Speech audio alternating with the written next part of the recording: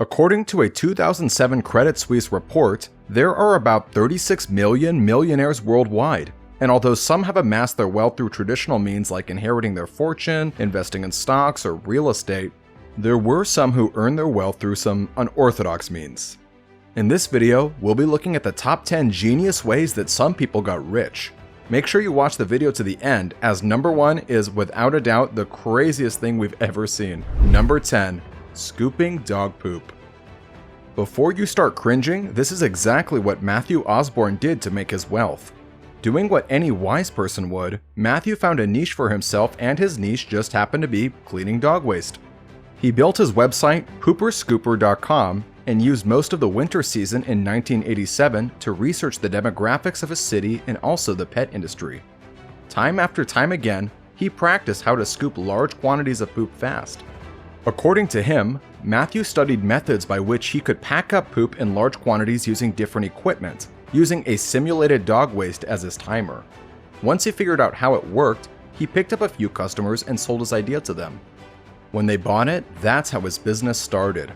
And as Matthew's employees increased, he sold the business, and that made him a fortune. It was so successful that he wrote a book on his experience titled The Professional Pooper Scooper. Number 9. Human Billboard Business. If you are looking for a way to earn millions without doing any work at all, check this out. In 2005, a guy named Jason Sadler, inspired by the $1 Million homepage, began to wear the t-shirts of different companies. This was a form of advertisement for their brand, so in a way he was literally paid to be a walking human billboard. In his first year alone, he made up to $83,000. His company, I Wear Your Shirt, became recognized on Wikipedia as a legitimate American advertising company. Jason also sold the rights to his last name to the surfing application Surf App for $50,000, so now he goes by the name Jason Surf App. That's not just an incredible way to make money, it's an incredible story to tell the grandkids at the dinner table. Number 8. Publishing people's secrets.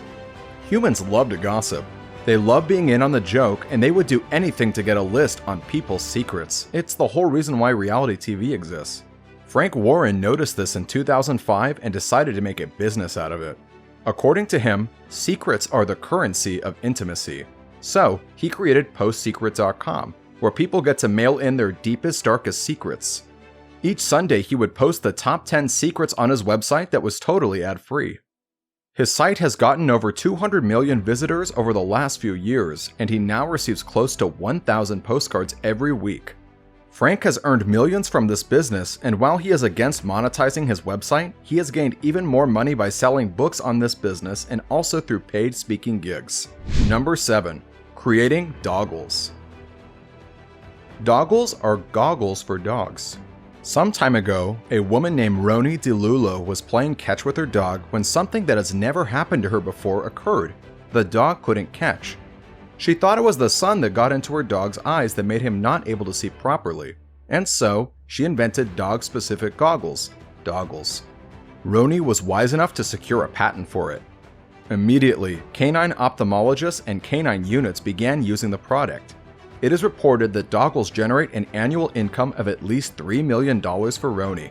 Wow. Number 6. Selling auto parts.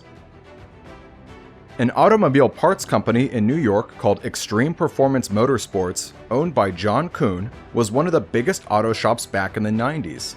This business got popular because of 3 massive factors. 1, it was the first of its kind to be opened in New York City. 2, the other auto parts company that could have been accessible were owned by Asians, and at the time New York City did not like that idea. And 3, it became the official owner of the old MTV reality show Pimp My Ride. In no time at all, John Kuhn was making millions by selling auto parts because of the massive success of his TV show Pimp My Ride. Number 5. Selling office chairs. It's rare to hear of someone making millions by selling office chairs, right? Well, let's talk about 14-year-old Sean Belnick. This teenager struck gold with this very basic business. In 2001, Sean launched an office chair retailing business and created the website, bizchair.com. By 2005, the website reported yearly revenues of about $14 million, and by 2008, that number had tripled. It seems so simple, yet this business is so profound. Number 4. Selling rocks. Gary Dahl, the founder of Rock for Pets, was of the opinion that the perfect pet would never have to be fed, walked, or even taken to the vet.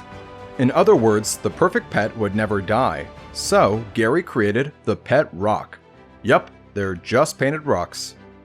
Nobody believed that he would actually go through with the idea, but he did, selling each rock at a $1 profit margin. Within a year, he was already a millionaire by selling rocks as pets. Number 3. Restructuring Food. Some people love foods that they can't have due to health and other related issues. David Mintz in the early 1980s figured out that not everyone could eat ice cream due to dietary restrictions, so he found a way to make ice cream out of tofu. Surprisingly, the texture and flavor tasted almost the same. David was able to make a fortune in this untapped market of alternative cuisines. Number 2. Creating memes. Memes are the life of the internet, and Eric Nakagawa saw a business opportunity in this. Eric is the creator of the heartwarming meme of that open-mouthed cat asking for a cheeseburger. This meme was soon shared about 352 gazillion times, and very soon it became the face of many websites, so much so that it earned Eric more than $10 million. Number 1. Recycling and selling paper. The fourth richest woman in the world and founder of Nine Dragons Paper Holding, Zhang Yan, owes her wealth to selling recycled paper. Back in 1985, Zhang noticed that the recycled paper floating all around China was of low quality. She relocated to Los Angeles for the sole purpose of buying American scrap paper and sending it back to China. Zhang's goal was to have them converted into cardboard boxes, which would then be used to package the billions of products China exports to other countries. The irony here is that the same paper Zhang buys out of America as scrap comes back into the country as cardboard boxes containing imported products. This is a billion-dollar cycle, and that is some good business. If you're curious, Zhang has a net worth of about $3.4 billion, which once again was made solely from selling recycled paper. And with that, guys, we've come to the end of this video. If you enjoyed the video, please drop a like and subscribe to our channel if you haven't already. Thank you very much for watching, and we'll see you next time.